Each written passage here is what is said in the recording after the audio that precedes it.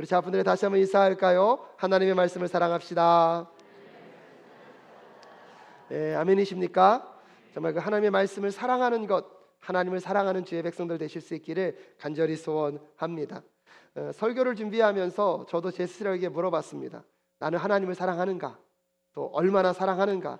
우리 사랑교회 성도님들은 내가 하나님을 사랑하는 것을 얼마나 알고 있을까? 가만히 겸손히 반성해 보니까 하나님을 향한 사랑이 깊지 않다는 것을 깨닫게 됩니다. 하나님의 사랑은 무슨 사랑이라고요? 말씀 사랑인데, 정말로 제가 여러분에게 뜨겁게 하나님을 사랑하는 목회자로 소문날 수 있기를 간절히 소원합니다. 그래서 정말로 여러분들이 함께 하나님만을 바라보는 예배자가 되실 수 있기를 간절히 소원합니다. 사랑교회 예배가 살아있는 예배, 삶이 있는 예배가 되려면 여러분 이 예배 가운데 오직 하나님 한 분에게만 우리의 시선이 고정될 수 있기를 간절히 소원합니다. 무엇보다 우리가 누군가를 사랑하게 되면 여러분 그 사람이 보고 싶고 그 사람이 자꾸 생각날 것입니다.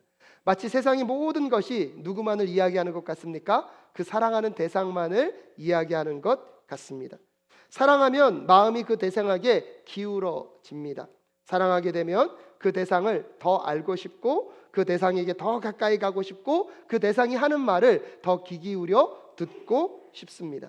마치 사랑하는 사람과 연애 편지를 주고받으면 여러분 요즘은 편지는 오가지 않겠지만 이메일이나 카카오톡이나 SNS를 통하여서 메시지가 주고받아지게 되는 것들을 경험하게 되면 한 번 읽고 끝나지는 않을 것입니다. 읽고 또 읽으며 이런 문장을 왜 사용했을까? 이 단어는 어떤 의미가 있을까를 곰곰이 헤아려 볼 수밖에 없을 것입니다. 오늘 그런 점에서 보면 시편 기자는요, 하나님을 사랑하는 것이 정말 맞는 것 같습니다. 하나님을 얼마나 사랑하는지 오늘 시편 기자가 시편 119편 여러분 97절에 보면 이렇게 고백합니다. 내가 주님의 법을 얼마나 사랑하는지. 근데 여러분 이게요, 그냥 평소문이 아니라 감탄문이거든요. 그래서 사실 이 문장을 다시 한번 바꾼다면 이렇게 바꿔야 될 거예요. 오, 내가 주의 법을 얼마나 사랑하는지요. 여러분이 별로 감동을 안 하신 것 같아요.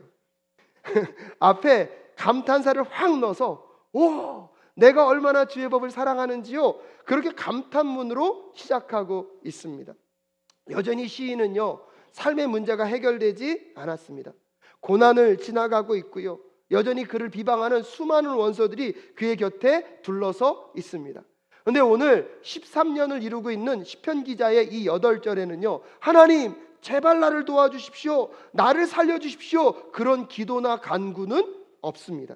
오히려 놀라운 고백을 하고 있는데 주님의 말씀의 맛이 내게 어찌 그리 단지요, 내 입에는 꿀보다 더 답니다라는 놀라운 고백을 하고 있습니다. 아멘. 이런 고백이 어떻게 가능하겠습니까? 고난이 없어서가 아닙니다. 현실이 달콤해서도 아닙니다. 하나님을 사랑하기 때문에 하나님의 말씀을 사랑했고 그 말씀을 생각하고 묵상하다 보니까 고난이 사라진 것이 아니라 고난보다 더 크신 누구를 바라보게 되는 것입니까? 하나님을 바라보게 되는 것입니다. 문제의 크기가 줄어든 것이 아닙니다. 그 문제 가운데 비춰주시는 하나님의 빛으로 인하여서 문제를 바라보는 시선이 바뀌었기 때문인 줄로 믿습니다. 이번 한 주 시편 기자가 만난 그 하나님의 맛을, 하나님의 말씀의 맛을 꼭 경험하실 수 있기를 주님의 이름으로 축복합니다. 그러기 위해서 여러분 첫 번째로 기억해야 될 것이 있습니다. 한번 같이 읽어볼까요? 시작. 사랑은 말씀 사랑입니다. 아멘. 우리 97절 말씀 함께 읽겠습니다. 시작. 내가 주님의 법을 얼마나 사랑하는지 온종일 그것만을 깊이 생각합니다. 아멘. 오늘 시편 기자가요, 얼마나 하나님을 사랑하는지 그 하나님을 향한 그 사랑의 크기를 어디에 비유하고 있냐면 말씀 사랑에 비유하고 있습니다. 말씀을 너무나 사랑하니까 앞에서 말씀드렸다시피 누군가를 사랑하면 무언가를 한다고요? 생각한다고요. 그래서 오늘 시편 기자는 주님의 법을 얼마나 사랑하는지를 나타내기 위해서 그 다음에 뭐라고 표현하고 있습니까? 온종일 무것만을 생각한대요. 그것만을. 근데 그냥 생각하는 것이 아니라 어떻게 해요? 깊이 생각한다라고 이야기하고 있습니다. 하나님 사랑은 말씀 사랑입니다. 말씀을 사랑한다는 것은 말씀을 생각하는 것입니다. 말씀을 생각한다는 것은 조금 어려운 단어로 표현하면 말씀을 묵상하는 것입니다. 사랑하는 여러분, 말씀을 묵상함으로 하나님의 사랑을 나타내실 수 있기를 주님의 이름으로 축복합니다. 근데 여러분, 우리가 무언가를 사랑하거나 생각할 때 왜 그것을 생각하는지를 잘 생각해 보아야 합니다. 우리는 하나님의 말씀을 묵상하는 것이 누구를 사랑하는 거라고요? 하나님을 사랑하는 거예요. 근데 하나님의 말씀을 묵상하면서 마치 누구의 문제를 해결하기 위해서, 나의 문제를, 내 인생의 어려움의 문제를 풀기 위하여서 말씀을 생각하고 묵상하는 것은 정직하게 묻겠습니다. 하나님을 사랑하는 겁니까? 나를 사랑하는 것입니까? 여러분, 누군가를 사랑한다면 나의 유익이 아니라 누구의 유익을 위해서요? 그 대상의 유익을 위해서 생각하는 것입니다. 누구를 사랑한다는 것은 그 사람이 어떤 사람인지, 그 사람의 생각이 무엇인지를 알기 위해서 그 사람을 생각하고 묵상하는 것이 그 사람을 향한 진정한 사랑임을 우리가 기억한다면, 사랑하는 여러분, 우리의 말씀 묵상이요, 내 문제에 푸는 것에 있는 것이 아니라 누구를 알고요, 하나님을 알고 하나님의 계획을 알아가는 것이 되어야 할 줄로 믿습니다. 그래서 말씀 묵상은요, 하나님을 사랑하는 것이고요, 그 말씀을 묵상할 때에 우리들의 삶의 진정한 호흡, 생명의 호흡이 회복될 줄로 믿습니다. 그래서 말씀 묵상은요, 단지 나에게 유익한 구절을 찾아내는 기술이 아닙니다. 하나님의 마음을 알고 싶어서, 하나님의 뜻을 붙들고 싶어서, 오늘 내 삶에 하나님의 관점으로 세상을 보고 싶어서 말씀 앞에 머무는 것, 그것이 말씀을 사랑하는 거고요, 그것이 말씀을 묵상하는 거고요, 그것이 하나님을 사랑하는 것인 줄로 믿습니다. 어떤 분이 그 말을 하는데 마음이 많이 찔리더라고요. 우리는 대부분 자기 자신을요, 합리적인 존재라고 생각한다고 합니다. 근데 여러분, 우리는요, 합리적인 존재가 아니고요, 우리를 합리화하는 존재입니다.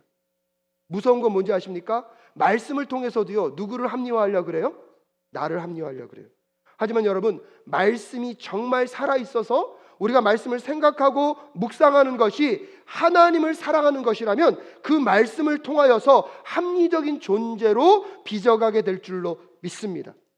말씀을 통하여서 합리화하는 인생이 아니라 말씀을 통하여서 합리적 존재로 빚어가는 우리 모두가 될 수 있기를 간절히 소원합니다. 그래서 신명기 6장 4절부터 9절에 보면 이런 말씀이 있습니다. 한번 같이 읽어볼까요? 시작. 들으십시오. 주님은 우리 하나님이시요, 주님은 오직 한 분뿐이십니다. 당신들은 마음을 다하고 뜻을 다하고 힘을 다하여 주 당신들의 하나님을 사랑하십시오. 아멘. 내가 오늘 당신에게 명하는 이 말씀을 마음에 새기고 자녀에게 부지런히 가르치며 집에 앉아 있을 때나 길을 갈 때나 누워 있을 때나 일어나 있을 때나 언제든지 가르치십시오. 또 당신들은 그것을 손에 메어 표로 삼고 이마에 붙여 기호로 삼으십시오. 집 문설주와 대문에도 써서 붙이십시오. 아멘. 신명기에서 분명히 말합니다. 여러분들은 누구를 사랑하십시오? 하나님을 사랑하십시오. 근데 그 하나님을 사랑한다는 게 무엇이냐면 6절에서 내가 오늘 당신에게 명하니, 이 말씀을 어디에 새기고요? 마음에 새기고, 그 다음 장면에 보면 우리의 일상의 모든 영역 가운데 무엇이 스며들게 하라는 것입니까? 말씀이 스며들게 하라는 것입니다. 여호수아 1장 8절에서는 이렇게 말씀합니다. 함께 읽겠습니다. 시작. 이 율법의 말씀을 늘 읽고 밤낮으로 그것을 공부하여 이 율법책에 쓰여진 대로 모든 것을 성심껏 실천하여라. 그리하면 내가 가는 길이 순조로울 것이며 내가 성공할 것이다. 아멘. 개역개정에서는 이 율법책을 내 입에서 떠나지 말게 하며 주야로 묵상하여라고 번역하고 있습니다. 오늘 여러분과 함께 읽은 97절 말씀 후반절에 보면 온종일 그것을 깊이 무엇한다고요? 생각한다고요. 근데 개역개정에서는 이 생각한다는 단어를 어떻게 번역했냐면 종일 작은 소리로 읊조리나이다 라고 번역하고 있습니다. 이 히브리어 단어, 이 시하는요, 묵도하다는 뜻, 생각하다는 뜻도 있지만 작은 소리로 계속 되뇌인다는 뜻을 가지고 있습니다. 즉, 여러분 생각해 보십시오. 하나님을 사랑하는 것은 무엇을 사랑하는 것입니까? 말씀을 사랑하는 거예요. 말씀을 사랑하면 그 말씀을 계속 뭐 할 수밖에 없어요? 생각할 수밖에 없어요. 근데 생각하다 보면 그 말씀이 우리 안에 가득 채워지게 되면 입 밖으로 자꾸 뭐 하게 돼요? 나오게 되어 있어요. 제가 아내랑 엘리베이터를 가끔씩 타다 보면 저는 설교 준비를 수시로 하거든요. 그럼 머릿속에서 계속 설교 준비를 하다 보면 저도 모르게 여러분에게 말하듯이 엘리베이터 안에서 말할 때가 있어요. 그럼 아내가 옆에서 갑자기 누구한테 말하는 거예요? 그럼 순간 당황하고 제가 아무 말도 못합니다. 여러분 신기해요. 계속 생각하고 머릿속에 그건가를 계속 맴돌다 보면 나도 모르게 뭐 하게 돼 있어요? 말하게 돼 있어요. 사랑하는 여러분, 지난 한 주 동안에 여러분의 입술 가운데 무엇이 계속 반복됐는지를 한번 생각해 봅시오. 무엇을 읊조리셨습니까? 불평과 원망 이런 표현 써서 죄송합니다. 궁시렁궁시렁 거림이 계시지는 않으셨습니까? 비난과 비판에 웅얼웅얼거림이 계시지는 않았습니까? 하나님과 나와의 관계를 점검하는 가장 중요한 요소 중에 하나는 우리가 무엇을 생각하고 있고 무엇을 우리의 입술로 중얼중얼거리고 있는가에 달려 있습니다. 지난 한 주 동안 여러분의 입술로 읊조린 것은 무엇입니까? 걱정입니까? 사람에 대한 평가입니까? 돈의 문제입니까? 분노에 대한 문제입니까? 상대 비교하며 나타났던 불평과 원망입니까? 여러분 기억하십시오. 생각의 주인이 사람의 시선이 되면 사람의 시선으로 우리의 삶을 결정하게 됩니다. 생각의 주인이 걱정이 되면 그 걱정이 우리를 끌고 다닙니다. 생각의 주인이 돈이 되면 돈의 지배 아래 살아갈 수밖에 없습니다. 지난 한 주 혹시 여러분이 돈 하셨는지, 염려 걱정 하셨는지, 사람의 평가와 시선이 내 입술에 있었는지 점검해 보십시오. 그러나 생각의 주인이 말씀이 되면 그 말씀이 여러분의 삶을 인도하실 줄로 믿습니다. 여러분 그 점에서 참 감동스러운 것은 사랑교회에 성경 통독 소그룹이 많아지는 게 너무나 좋습니다. 어떤 분들은 저한테 그렇게 얘기하시더라고요. 목사님, 우리는 올해 이독이 목표입니다. 와, 중고등부 아이들이요 지금 시편을 여러분 필사하고 있습니다. 유초등부도요 말씀 통독을 진행하겠다고 하고 있습니다. 여러분 다른 것이 안 되면 성경을 읽는 것만으로도 뭐 하는 거예요? 입술로요 그 말씀을 함께 읊조리는 우리 모두가 될 수 있기를 간절히 소원합니다. 사랑하는 여러분, 하나님을 사랑한다고 말하면서 말씀을 생각하지 않는다면 오늘 우리는 하나님을 향한 사랑이 점검되어야 할 줄로 믿습니다. 하나님 사랑은 무슨 사랑입니까? 말씀 사랑. 그 말씀의 묵상으로 나아가는 우리 모두가 될 수 있기를 간절히 소원합니다. 그렇게 말씀을 사랑하고 묵상하는 자들에게요 하나님이 이런 유익을 주십니다. 우리 두 번째로 한번 같이 읽어볼까요? 시작. 말씀을 사랑하면 지혜를 얻습니다. 아멘. 우리 98절부터 100절까지의 말씀을 함께 읽겠습니다. 시작. 주님의 계명이 언제나 나와 함께 있으므로 그 계명으로 주님께서는 나를 내 원수들보다 더 지혜롭게 해주십니다. 내가 주님의 증거를 늘 생각하므로 내가 내 스승들보다도 더 지혜롭게 되었습니다. 내가 주님의 법도를 따름으로 노인들보다도 더 슬기로워졌습니다. 아멘. 여러분 시인이 하나님을 얼마나 사랑하는지 그 하나님을 향한 사랑이 말씀 사랑으로 표현되고 있습니다. 말씀을 얼마나 사랑했으면 98절에서 언제나 주의 계명이 함께하고 있다고 고백하고 있고요. 99절에서는 주의 증거를 늘 뭐한대요? 생각한대요. 100절에서는 주님의 법도를 무엇하고 있대요? 따라가고 있대요. 놀라운 건 뭐냐면 함께하고 생각하는 것에 머무는 것이 아니라 그 말씀을 생각하는 것을 삶으로 뭐하고 있습니까? 실천하고 있습니다. 요한복음 14장 23절에 보면 예수님이 이렇게 말씀하십니다. 함께 읽겠습니다. 시작. 그들에게 대답하셨다. 누구든지 나를 사랑하는 사람은 내 말을 지킬 것이다. 그리하면 내 아버지께서 그 사람을 사랑하실 것이요 내 아버지와 나는 그 사람에게서 가서 그 사람과 함께 살 것이다. 아멘. 하나님을 사랑하면 누구의 말씀을 지킨다고요? 하나님의 말씀을 지킨다고요.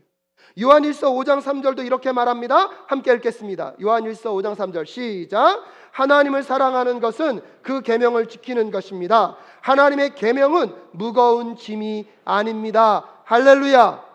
사랑하는 성도 여러분, 하나님 사랑은 말씀 사랑입니다.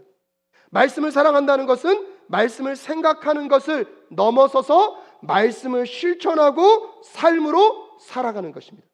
여러분, 말씀을 실천하고 살아가는 것이 쉬울까요? 쉽지 않을까요? 쉽지 않아요. 그럼에도 불구하고 오늘 말씀을 붙잡고 살아가는 인생들 속에 하나님이 약속하시는 것이 있는데 그 삶 가운데 하나님이 지혜를 더하여 주신다고 말씀하십니다. 그래서 시편 기자는요, 원수들보다, 스승들보다 더 어떻게 됐다고요? 지혜롭게 되었다고요. 한 걸음 더 나아가서 노인들보다 어떻게 되었다고요? 슬기로워졌다라고 이야기하고 있습니다. 고대 근동에서 노인들은요, 당대의 지혜의 상징이었습니다. 경험을 통해 삶의 이치와 세상에 대한 분별력을 가질 수 있는 사람의 대표적인 사람들을 노인으로 묘사하였습니다. 그런데 그런 경험을 통한 통찰보다 더 슬기롭게 되는 비결이 어디에 안에 있다는 것입니까? 말씀 안에 있다는 것입니다. 왜 그런지 아십니까, 여러분? 하나님은 말씀으로 세상을 창조하셨습니다. 하나님은 지금도 말씀으로 이 땅을 다스리고 통치하고 계십니다. 하나님의 말씀은 세상을 창조하신 방식임과 동시에 이 세상을 다스리는 기준입니다. 그러기에 세상에 아무리 지식이 많고 세상의 경험이 아무리 탁월하다 하더라도 하나님의 말씀의 지혜를 넘어설 수 없습니다. 하나님의 말씀에는 눈에만 보이는 세상의 질서만이 있는 것이 아니라 하늘의 질서와 영적인 원리가 담겨져 있기 때문입니다. 사도행전 4장에 보면 베드로와 요한이요, 공회 앞에 붙잡혀 갑니다. 그 공회의 구성원들은요, 당대의 종교의 최고의 지도자들, 학벌로 따지면요 최고의 학벌의 사람들입니다. 근데 예수님의 제자들의 대부분은요 직업이 뭐였습니까? 어부였습니다. 학문에 있어서는 미련한 자라고 할 수 있을 것입니다. 근데 여러분, 사도행전 4장 13절부터 14절에 보면 이런 역사가 소개되고 있습니다. 한번 같이 읽어볼까요? 시작. 그들은 베드로와 요한이 본래 배운 것이 없는 보잘것없는 사람인 줄 알았는데 이렇게 담대하게 말하는 것을 보고 놀랐다. 그리고 그들은 그 두 사람이 예수와 함께 다녔다는 사실을 알았지만 병고침을 받은 사람이 그들 곁에 서 있는 것을 보고는 아무 트집도 잡을 수 없었다. 아멘. 오늘 그 공회에 있는 사람들이 왜 놀랐습니까? 본래 저들은 배운 것이 없는 보잘것없는 사람인 줄 알았는데 그들이 말하는 것에 그들이 반박할 수 있었습니까? 없었습니까? 없어서 놀랐다는 것입니다. 누가복음 12장 11절과 12절에 이런 말씀이 있습니다. 함께 읽겠습니다. 시작. 너희가 회당과 통치자와 권력자 앞에 끌려갈 때에 어떻게 대답하고 무엇을 대답할까, 또 무슨 말을 할까 하고 염려하지 말아라. 너희가 말해야 할 것을 바로 그 시각에 성령께서 가르쳐 주실 것이다. 할렐루야. 하나님의 말씀을 생각하고 묵상한다는 것은 여러분 기억하십시오, 하늘의 도서관을 우리의 마음에 담는 것입니다. 하나님의 말씀을 묵상하고 생각한다는 것은요, 하늘의 도서관을요 어디다 담는 거라고요? 우리의 마음에 담는 것입니다. 또한 그 말씀의 저자이신 성령 하나님께서 우리와 함께 하시는 것입니다. 그 말씀을 묵상하고 그 말씀을 우리 마음 가운데 담을 때 하늘의 도서관이 우리의 마음 가운데 담길 뿐만 아니라 우리 안에 역사하시는 성령께서 가르치시고 깨닫게 하시고 하실 말씀을 세상과 상대하여 이길 수 있는 지혜를 허락하여 주실 줄로 믿습니다. 예수님도 그의 고향에서 이런 일을 경험하신 적이 있습니다. 마태복음 13장 54절부터 56절까지 함께 읽겠습니다. 시작. 자기 고향에 가셔서 회당에서 사람들을 가르치셨다.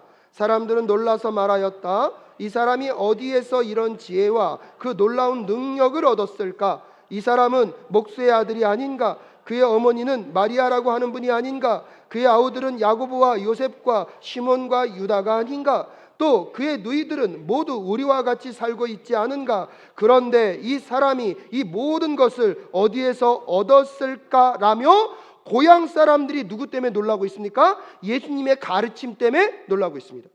고향 사람들은 왜 놀라고 있는 것입니까? 예수랑 어려서부터 같이 자랐거든요. 같이 먹고 살았거든요.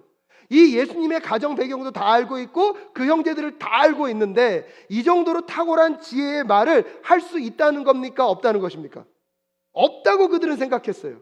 근데 그들이 놀란 게 무엇입니까? 이 사람이 어디에서 이런 지혜와 그 놀라운 능력을 얻었을까? 고향 사람들이 하나님의 말씀의 지혜 앞에 놀라고 있습니다. 사랑하는 여러분, 저는요 말씀만 묵상하면 여러분 수학 100점 맞을 수 있습니다, 이 말을 하려는 게 아닙니다.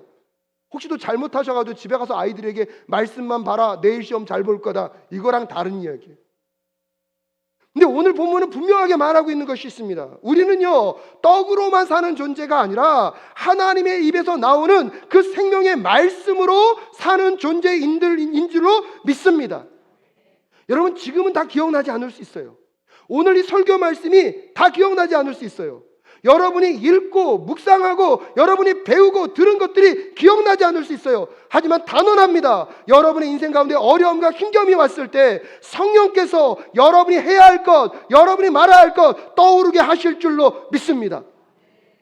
그렇기 때문에 여러분, 말씀 묵상은요 시간 낭비가 아닙니다. 여러분, 다음 주에 광고 나갈 텐데요, 사랑교회 말씀 묵상 학교를 이제 시작할 겁니다. 들었던 분들은 안 오셔도 되지만 다시 배우고 싶은 분들은 오십시오. 근데 말씀 묵상을 하자고 하면 많은 분들이 제일 많이 핑계대는 게 뭔지 아십니까? 시간이 있을까요? 없을까요? 없대요. 여러분 기억하십시오. 말씀 묵상은요 시간이 남아서 하는 것이 아니라 시간을 만들어서 해야 하는 것입니다. 여러분, 그 말씀을 시간을 내어서라도 말씀을 묵상하게 될 때 그 말씀의 지혜가 여러분을, 세상을 감당할 수 있는 능력의 사람으로, 여러분의 상황을 둘러싸고 있는 그 모든 문제를 돌파해 나갈 수 있는 하나님의 능력으로 여러분과 함께 하실 줄로 믿습니다. 그래서 간절히 바라는 것은 여러분이 이 세 번째를 꼭 경험했으면 좋겠습니다. 우리 세 번째를 한번 같이 읽어볼까요? 시작. 아멘이십니까? 여러분, 말씀 묵상이 중요한 것은 이 세상을 살아갈 지혜를 주는 게 말씀 묵상 안에 있어요. 근데 여러분, 말씀을 묵상하게 되면 동시에 놀라운 일이 뭐냐면 우리는 이 땅을 살아가지만 영원한 하나님의 나라를 이곳에서 경험하며 살아갈 수 있습니다. 말씀 묵상은 영원한 하나님의 나라를 이 땅에서 경험케 하고 살아나가게 하는 실제적 역사를 우리에게 나타낼 것입니다. 더 놀라운 것은 말씀 묵상을 하면 우리가 누구께 찾아가는 것 같아요? 하나님께 찾아가는 것 같아요. 근데 말씀 묵상의 자리에 나아가 보면요, 누가 먼저 와 계세요? 하나님 먼저 와 계세요. 그래서 말씀 묵상은 우리가 하나님을 찾아가는 자리가 아니라 이미 누가 우리에게 찾아오신 자리입니까? 하나님이 우리에게 찾아오신 자리입니다. 그 하나님과 함께 묵상할 때 현재의 내 모습을 발견하고 내 삶 속의 잘못된 방향을 누구께로 수정하는 것입니까? 하나님께 수정하는 시간입니다. 그래서 말씀 묵상의 시간은 여러분 속도의 효율을 높이는 시간이 아니라, 기억하십시오, 느려도요 우리의 방향을 찾아가는 자리임을 기억하실 수 있었으면 좋겠습니다. 그래서 오늘 시편 기자는 그 하나님의 말씀을 사랑하게 되니까요 101절과 102절 말씀 한번 같이 읽어볼까요? 시작. 말씀을 지키려고 나쁜 길에서 내 발길을 돌렸습니다. 주님께서 나를 가르치셨으므로 나는 주님의 규례들에서 어긋나지 않았습니다. 아멘. 시편 기자가 나쁜 길에서 발길을 뭐하고 있어요? 돌리고 있어요. 발길을 돌리는 게 쉬울까요? 어려울까요? 어려워요. 오늘 여러분 말씀을 듣는다고 여러분의 삶이 확 바뀔까요? 안 바뀔까요? 근데 최소한 뭔 알아야 돼요? 바뀌어야 되는구나, 변해야 되는구나. 근데 우리의 힘만으로는 감당할 수 없지만 102절에 보면 주님께서 나를 어떻게 하셨대요? 가르치셨대요. 여기에 소망이 있는 줄로 믿습니다. 나는 할 수 없는데 누가 함께 하시기 때문에, 하나님이 함께 하시기 때문에 여러분의 삶을 변화시키시고 여러분의 삶이 주님의 규례에 어긋나지 않는 삶으로 나아가게 하실 줄로 믿습니다. 한 걸음 더 나아가서 여러분 우리의 삶을 기억해 보십시오. 내가 아무런 행동을 안 하고 가만히 있으면 우리는요 하나님이 원하시는 삶으로 갈까요? 죄된 삶으로 갈까요? 이게 우리의 모습이에요. 세상이 죄로 깨어져 있기 때문에 여러분 죄는요 편향성이 있어요. 내가 애쓰고 하나님을 붙잡지 아니하면 나도 모르게 나도 어디로 흘러가요? 세상으로 흘러갈 수밖에 없습니다. 오늘 시편 기자가 그걸 알았기 때문에 말씀을 묵상하며 자꾸 누구께로 가려고 노력하고 있어요. 하나님께로. 쉬워요? 어려워요? 어려워요. 근데 누가 가르쳐 주신다고요? 하나님이 가르쳐 주시면서 하나님이 함께 이끌어 주시기에 오늘 어려웠던 이 순종이 하나님과 함께 순종의 자리로 역사하게 하실 줄로 믿습니다. 한 걸음 더 나아가서 오늘 시편 기자가 103편에 이렇게 고백하는 것입니다. 그럼 한번 읽어볼까요? 시작. 주님의 말씀의 맛이 내게 어찌 그리 단지요, 내 입에는 꿀보다 더 답니다. 아멘. 여러분, 이 맛을 알면 이제 말씀을 묵상하는 시간이 의지적 시간이 될까요? 자원의 시간이 될까요? 하나님의 말씀대로 순종하는 것이 여러분 수동태가 아니라 능동태로 변하게 될 줄로 믿습니다. 근데 여러분, 말씀의 맛이 어떻게 된다고요? 단맛이 나야 돼요. 여러분, 요즘 독감이 많이 심하대요. 독감 때문에 예배당에 나오지도 못하는 분들이 점점 많아지고 있는 경우가 있습니다. 근데 여러분, 몸이 안 좋아지면 입맛이 좋을까요? 안 좋을까요? 그럼 음식 맛은 변한 게 있어요, 없어요? 없어요. 단지 내 몸이 안 좋으니까 맛을 느끼는 감각이 어떻게 된 거예요? 둔해진 거예요. 근데 여러분, 이것에 빗대어 보면 여러분의 영적인 건강을 점검해 보는 방법은 말씀의 맛이 느껴집니까? 안 느껴집니까? 아이고. 단맛입니까? 쓴맛입니까?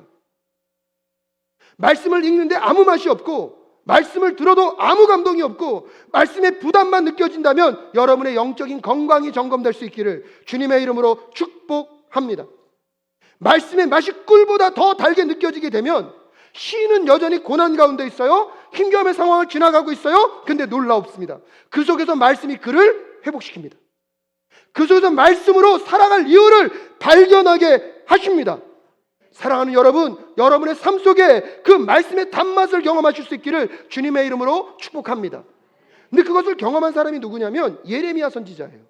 예레미야 15장 16절에 보면 이런 말씀이 있습니다. 함께 읽겠습니다. 시작. 주 하나님, 저는 주님의 이름으로 불리는 사람입니다. 주님께서 저에게 말씀을 주셨을 때에 저는 그 말씀을 받아 먹었습니다.